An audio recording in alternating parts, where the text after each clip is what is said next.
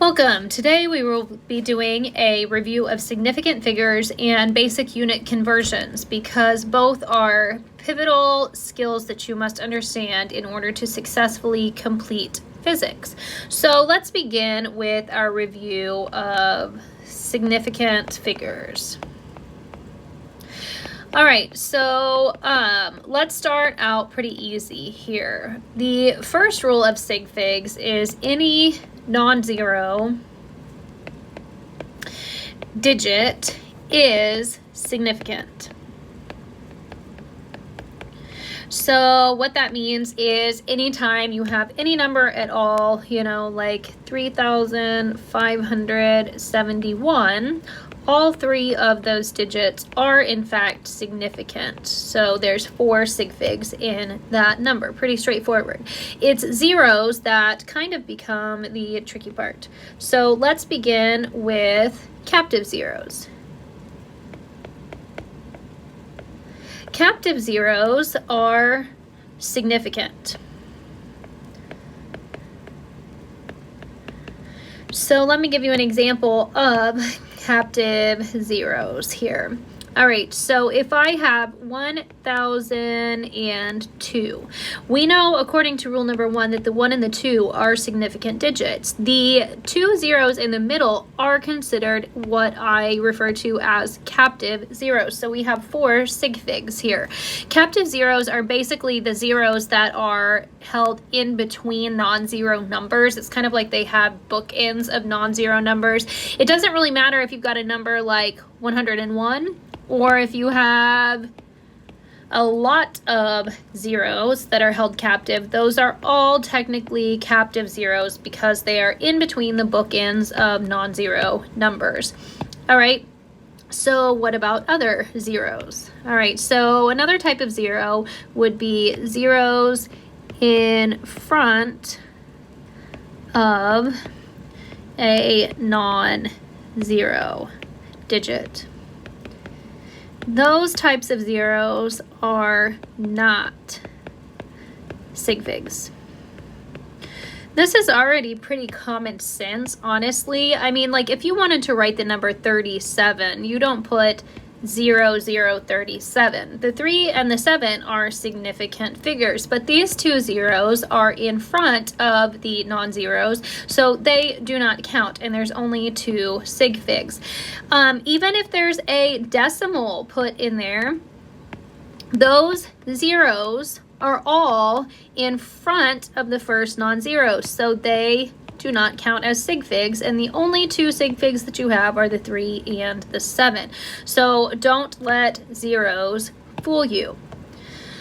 All right, another rule of sig figs. Zeros to the right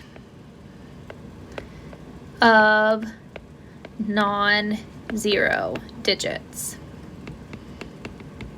We actually have to give kind of 2 subgroups here. So the first subgroup is if no decimal is present.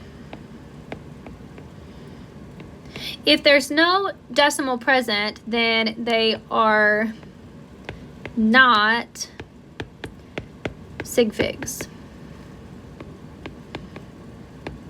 So let me give you an example of what I mean here with that. So if I had 3,700, the 3 and the 7 would be significant, but these 2 zeros are to the right of non-zeros and there's no decimals there, so there's no significance to them. They're just placeholders. That would have 2 sig figs. What about though the subset if they're to the right of a non-zero and a decimal is present? They are sig figs then. So let me scroll upward and give you an example of what I mean.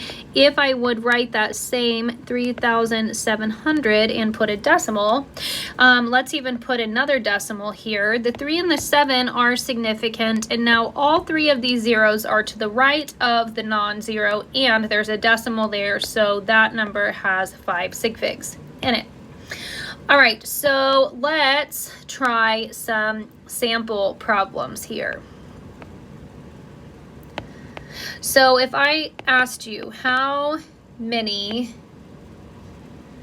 sig figs are in the following numbers, let's say 5020. That would have the 5 and the 2, definitely, because they are non-zeros. This first 0 is a captive 0 because it's captive or held captive in between the 5 and the 2. This 0 at the end is what's kind of tricky because it's to the right of the non-zeros, but it's not held captive. There's no other number to the right of it, and there's no decimal, so it is in fact not significant, and that would have 3 sig figs. What about if we did 0.0050? All right, the easy one to pick out would be this 5 right here because it is a non-zero. All of these first 3 zeros are not significant because they're to the left of the first non-zero. This 0 right here is definitely significant, not because it's captive. There's not another digit right here at the end of it, but it is to the right of this decimal point and to the right of the non-zero, so there's 2 sig figs. Make sure that you pay close attention on the Mastering Physics website to how many significant figures you express your answer to. Then let's try another type a problem. Compute and round your answer to 3 sig figs. Okay, so what about if I gave you the problem 33.3 times 27.5. All right, so I would say to do that on your calculator and write out the full answer. So the full unrounded answer is 915.75. But I am asked to round to 3 sig figs, so I need to keep 1, 2, 3. Before we decide whether or not to leave that as a 5, we must look at the next digit. If it is less than a 5, we will keep the digit in question the same. If it's higher than a 5, we're going to round up. So in this case, since we have a 7, we need to round this and make this number 916. All right, let's have another example here. What about if I gave you the square root of 27, and I want you to report that answer to significant figures? So if I take the square root of 27, get 5.19615, so on and so on and so on.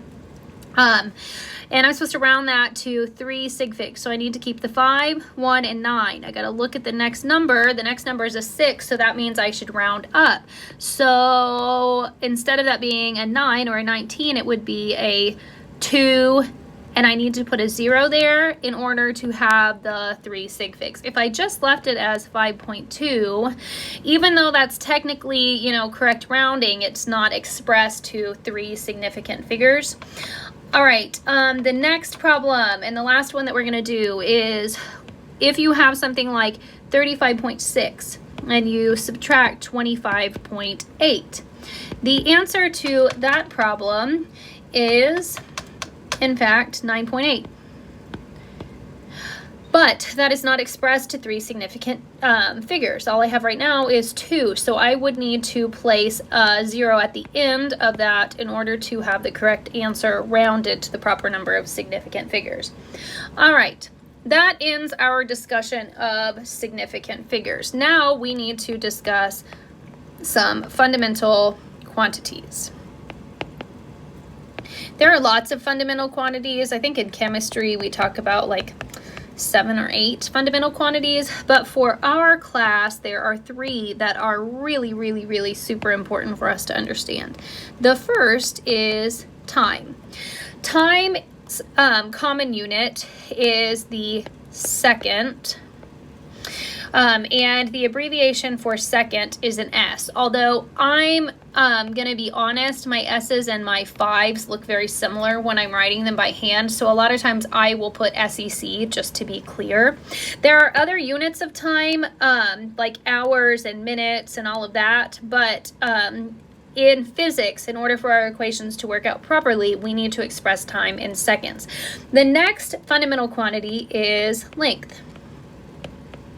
The base unit for length is the meter. That's in the SI system, and the abbreviation is an M. We can use miles, we can use inches, centimeters, lots of other units, but the correct SI base unit is the meter.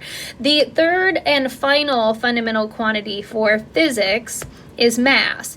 Mass's base quantity in the SI system is the kilogram, and the correct abbreviation for kilogram is a lowercase k, lowercase g. We can take all three of these fundamental quantities and combine them in lots of different ways. You can do meters per second squared, kilograms meters per second squared. We're going to learn how to take that and turn it into other derived units like newtons and joules and whatnot. But if you understand those three, you can pretty much calculate anything in physics. And there's really probably not going to be a day that goes by in physics where we don't use those quantities. All right, sometimes though, those quantities are too big or too small for what we're working with, so we can add prefixes to them to make them more useful. Some common prefixes that we will come across. The first one that I'm going to talk about is mega, and mega has the abbreviation of a capital M, and it means 1,000,000 times bigger than the base unit, so 10 to the 6th. Kilo is a lowercase k, and it is 1,000 times bigger than the base unit. Centi is our first prefix that is going to make something smaller. Whoops, sorry about that. Centi is going to be 0.01, the size of the base unit. Milli has a lowercase m. It is 0.001, so 1,000th the size of the base unit. Micro, the symbol for micro, I apologize, I keep touching the screen with my hand there. The symbol for micro is the Greek letter mu, so it's kind of like an M, kind of like a U, and it is 10 to the negative 6th the size of the base unit, or 0.000001. And the last prefix that we are going to discuss today is nano, which is a lowercase n. It's 10 to the negative 9th, so that would be 8 zeros and a 1. All right, so centi, milli, micro, nano all make your base unit smaller. Mega and kilo make the base unit larger. Those can all be found on your electronic textbook, but I just wanted to go over those at first. Now, conversions. Unit conversions are incredibly important. A lot of times we speak in the English system and say things like miles per hour, but we need those expressed in the fundamental base units in order for our equations to work, so we'd have to change that to meters per second. So some common conversions that you might need to use. 1 foot is the same thing as 12 inches. 1 inch is the same thing as 2.54 centimeters. 1 foot is also the same thing as 0.305 meters. 1 mile is the same thing as 1,609 meters, which is the same thing as 1.609 kilometers. There are 3 feet in 1 yard. 1 mile is also 5,280 feet. Another conversion that you might want, 1 meter is the same thing as 39.37 inches. All of those can be found in your textbook, but there's kind of just a brief overview. Another common one, we do know that 1 hour is the same thing as 60 minutes, and then 1 minute is the same thing as 60 seconds. But a lot of times we want to very quickly convert between hours and seconds, so you can combine those into one conversion factor and say 1 hour is 3,600 seconds. Okay, so let's try some conversion problems. Now, when you convert, you will use a conversion factor. You will multiply by the top number and divide by the bottom number. Typically, in chemistry, I'm going to put this in a different color because this was a bit of an oversimplification when I taught you this. In chemistry, a lot of times we said that the unit that you want to lose should go on the bottom of your factor, and the unit you want to gain should go on the top. Not technically totally accurate, because sometimes we're looking to get rid of a unit that's in the denominator. So I'm going to modify this and say that you must put the unit on the opposite side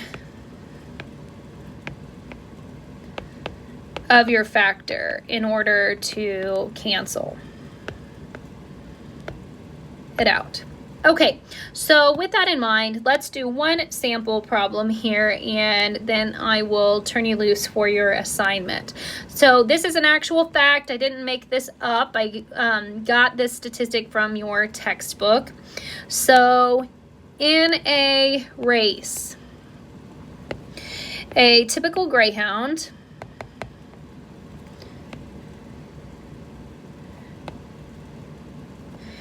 accelerates to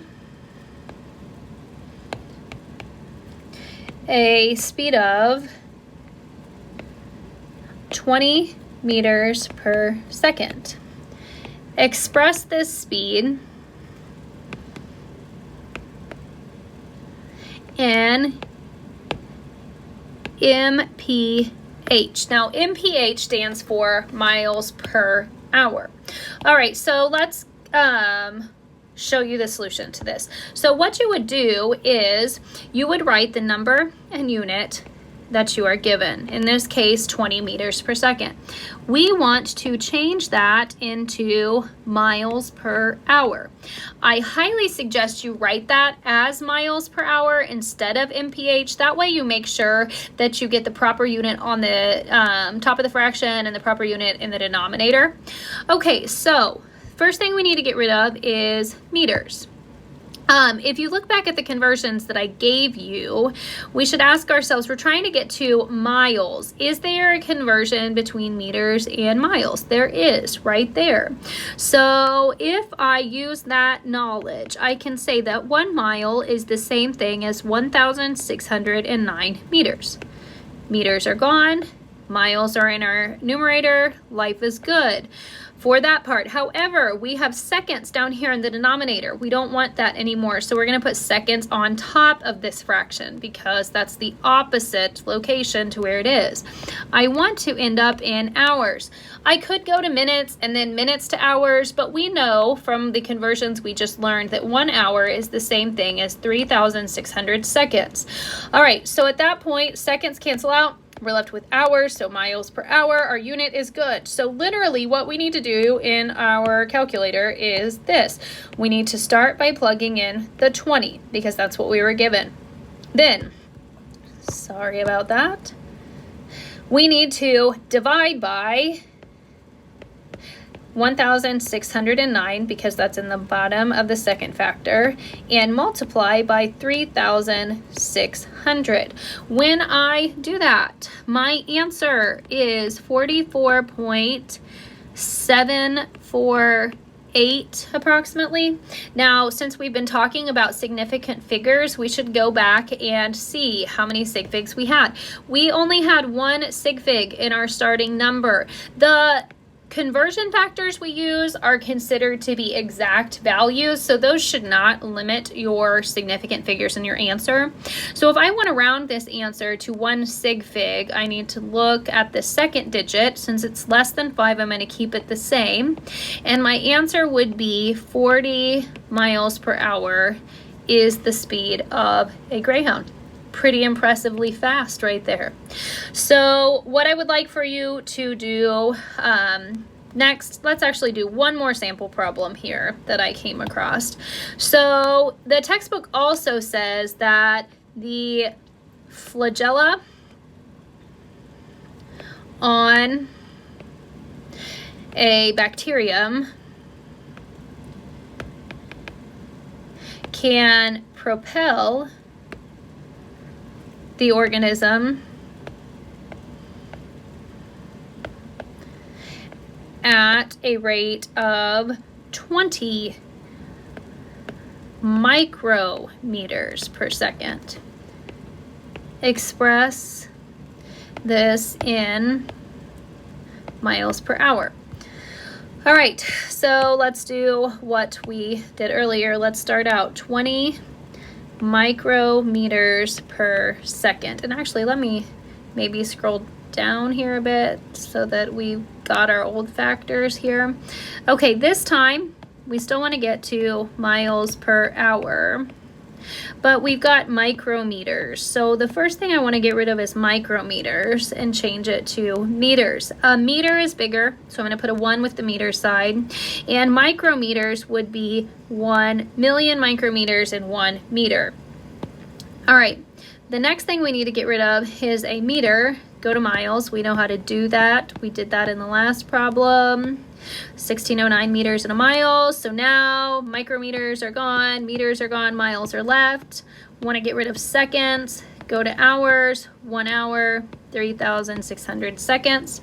Okay, when you go to plug this in your calculator, don't forget how to properly plug in scientific notation. So we're going to do 20 divided by, put a parentheses, 1 EE6. That means 1 times 10 to the 6th. Then you will divide that by 1609 for the second factor and multiply by 3,600. I have that gives you 4.47 times 10 to the negative 5th miles per hour, or in scientific notation, that would be 0.0000447 miles per hour. Excellent. All right, happy converting. Make sure that you complete the worksheet assignment that is posted on Google Classroom or that was distributed to you in class today.